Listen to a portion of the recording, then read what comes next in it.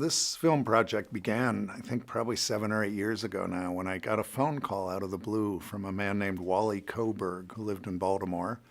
He was in his 60s. He was a retired theater set designer who lived on Social Security.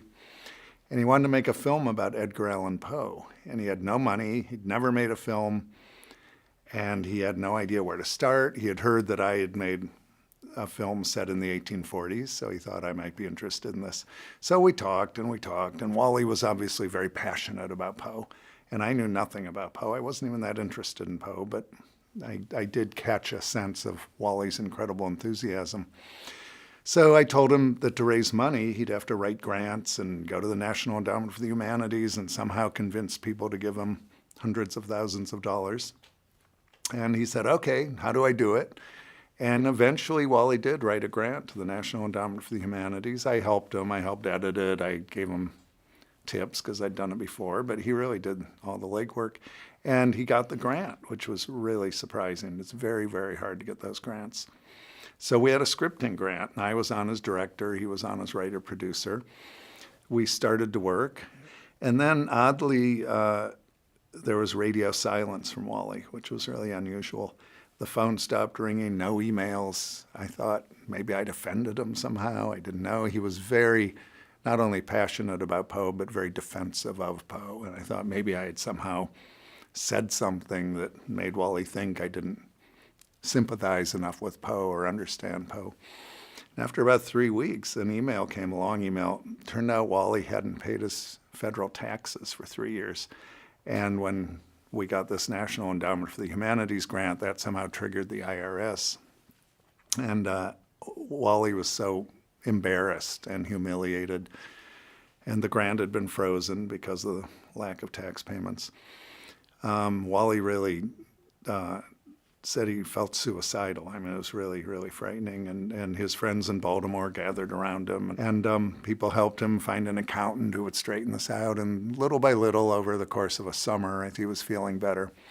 But something else happened. He met somebody online through a shared interest in Art Deco movie theaters. He met a man named Gil.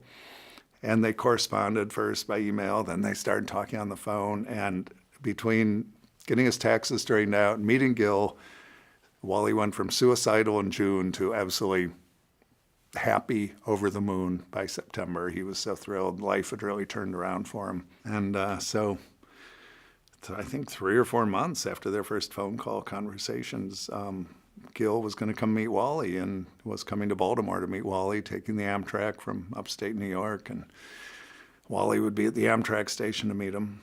And I think this was now November or so of 2011. And Gil got to the Amtrak station in Baltimore, and there was no Wally. Gil called Wally's number, no answer. He got in a cab and went to Wally's apartment.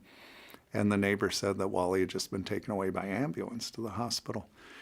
So Gil raced to the hospital, and by the time he got there, Wally had died of a massive heart attack.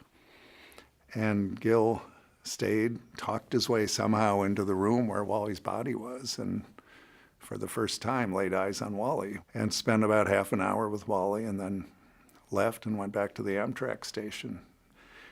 And I heard about Wally's death that night, and it was such a Poe-like turn of events, especially for Gil and Wally, but for the whole project. So we tried to, Wally and Wally's friends and I got together. We had a wonderful memorial service for Wally in New York City at Radio City Music Hall, because he had worked there as a set designer with the Rockettes for many years.